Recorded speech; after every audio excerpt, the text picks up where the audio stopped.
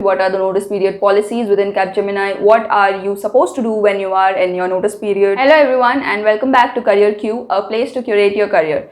In today's video, we'll learn more about the notice period. What are the notice period policies within Capgemini? What are you supposed to do when you are in your notice period? The different types of clearances that you should be dealing with, and so on and so forth. So do watch this video to the end because a lot of information is coming ahead of you. Before we start today's video, I just want to welcome all our new viewers to the channel, and to all of you who have not yet subscribed, do subscribe to the channel because your one subscription gives us a lot of motivation to create such content just for you. With that being said, let's get started. So the first question is, what is notice period and when does the notice period start? So the moment when you submit your resignation, from that moment itself, your notice period starts. Say for example, you went to the exit portal of Capgemini, that is the ECMS portal, and there you filled in the resignation form and you hit the submit button. From that moment onwards, from that date will be considered as your day one, and from that moment you are now serving your notice period.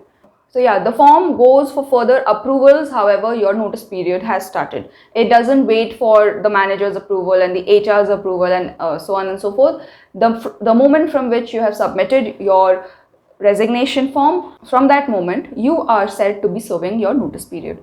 So if, say for example, you have submitted your resignation on 7th September, then you are in your notice period from the 7th of September. So now for Capgemini, what is the duration of notice period? The duration that Capgemini has is 90 days. So 90 days is the complete duration, or 3 months is what Capgemini keeps as its notice period. And the next question that comes is it 90 working days or just 90 days? So no, it is 90 days. Okay, so the notice period includes all the weekends and all the public holidays, etc., etc. It is the monthly 90 day and not 90 working days. Again, if I take the same example of, say you resigned on 7th September, then your last working day will be 6th of December, and you will be able to see that, okay, in that exit portal where you went for submission of your resignation, there will be two options. You will be seeing your last working day or your final day, whatever it is written, and with that date, and there will be an option to withdraw your resignation. So when you next go to that portal, now that you have submitted, you won't be seeing that form again. You will be seeing these two options, these two information, that is first of your last working day and the second will be for your withdrawal of resignation form. So after you have submitted, it does go to the manager for their approval. Okay. So what happens if the manager does not approve? So your manager gets a 15-day window in which he can accept your resignation. All he needs to do is to log in on his portal and see about the employees underneath him and just to approve that. But for my case, what happened, my manager did not go and did not approve it. So there is a policy that your form will get auto approved after 15 days. Okay, so as soon as my 15 days were over, I received that your resignation form has been auto approved. So yeah, for me, my manager didn't approve. He didn't go to the portal to approve it. So it was auto approved. So that is not a problem. Now comes a very important question, that what are you supposed to do in your notice period?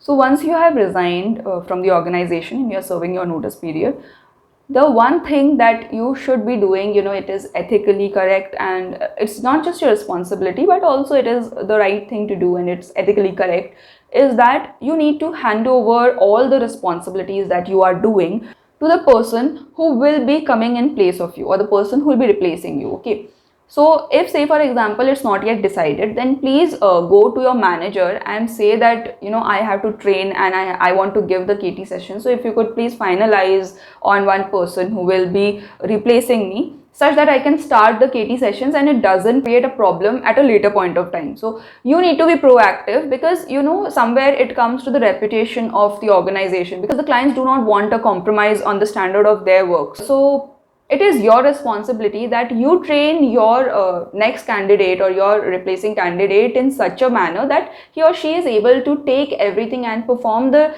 task just in a way that you were doing it, or in a way better than you, but not, the quality should not degrade. Okay, so that becomes your responsibility. So next, there is something that Capgemini has as its policy, is that you cannot take a leave within your notice period. Okay, So yeah, unless it is very urgent and there is some medical emergency with you, your family, and you have to submit the proofs if there is something, Capgemini does not allow you to take any leaves when you are in your notice.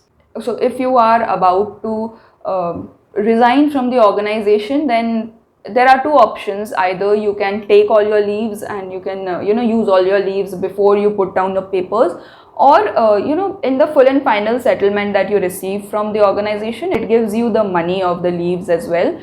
Whatever were the number of leave balance that is remaining, that gets encashed and you will receive it at the end of the day. So not to worry, but there is this policy that you cannot take a leave in the notice period unless and until it is very urgent. So that is there within Capgemini. Now we come to the payout option or the buyout option. Okay, so does Capgemini allow buyouts? Yes, it does. So firstly, what is a buyout option? A buyout option is a condition wherein you want to leave the organization before the 90-day period and you are willing to pay for the number of days you are not going to attend. So say for example, your notice period is 3 months, but you can only serve for 1 month or 1.5 months, okay, and you want to get released in that 1.5 months. So the first thing that you need to do is you need to talk to your manager. Any approval goes through your manager, okay. So you need to talk to your manager, you need to convince him or her that you want this release and why you want this early release, okay.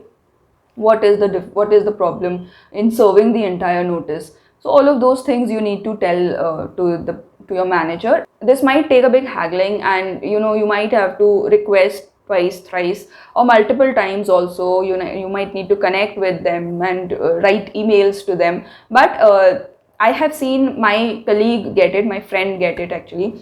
So yeah, definitely buyout is an option in Capgemini, and it is something that people do get. All you need to do is you need to pay for the remaining days that you are not serving. That is, for the example that I gave, for the remaining 1.5 months, you need to pay, and then only you can come out of the organization. So for my friend, what happened, she could only serve for 1 month, okay, and her new organization said that they are willing to pay for the 2 months, but they want her to join within a month. And she went to a manager and she asked about this, and yeah, it took some time to convince, but definitely she got it. She paid for the remaining 2 months that she didn't serve, and then she got out of the organization after getting all her clearances and everything. I would say that payout is pretty easy. Yeah, you need a bit of convincing to do, but it is something that people do get in Capgemini. There are a number of clearances that you need to keep in mind when it comes to resignation. If you are, say for example, you're going to serve your entire notice period, like I did. I served my entire notice period, and there was no hurry or rush for me to leave because my new organization was very understanding, and they had prepared my joining date as per my last working day.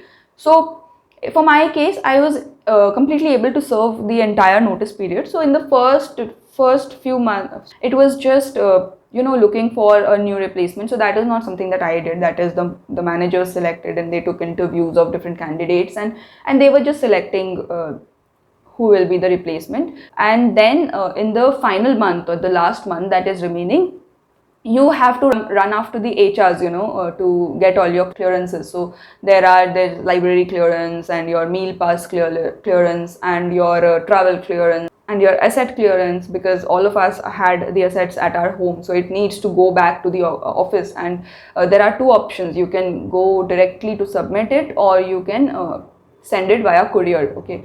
If you are not in and around the office location, you can send it via courier. So all of those things, and then your ID card submission and all those things required, there were multiple clearance. I would say there were around 10 different clearances that were there, and only after you receive a clearance from each and every one, right, you will get your experience and service letter. So what you need to keep in mind is that before your last working day, you need to get all your clearance, okay. It is okay if your asset is remaining. So what happened for me only, I would say, I was living in a remote area and the office was nowhere close to my location. So I had opted for the courier facility, and the courier person came to take my laptop after my last working day, okay. So it took time to reach to my base location. Now my base location was Mumbai, so after picking it up from the location where I was staying till it reaches to Mumbai, I won't be getting the asset clearance, and I had submitted my ID also. So the two clearances were remaining: asset clearance, your employee ID clearance. So these two clearances were remaining for me after the last working day had ended. So you have to keep in touch with the courier facility, and some of the like my manager was there, I had her contact number and everything. So you have to keep yourself in touch even after you have completed your 3 months and you are now out of the organization.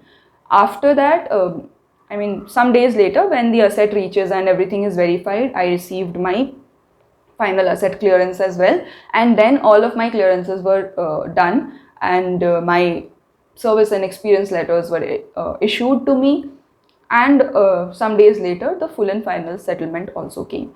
So if you don't want this thing to get extended after you leave, then in that case I would recommend that you go to the office and personally submit it. In that case you will there and then get your asset clearance done, and then in a few days you will receive your service and experience letter. So you won't be have to following up with your career facility or maybe say your manager and so on and so forth. So you can of course anytime go for that option. That was not feasible for me, so I took the career option. So yeah, that's all that I had to share with you all today. That is what the notice period and the different things that happens within the notice period in Capgemini it looks like. If you have any other doubts, queries, concerns, put them in the comments below, and if you like today's video, put a thumbs up, and if you have not yet subscribed, do subscribe to the channel. Thank you for watching CareerQ. Until next time, bye bye.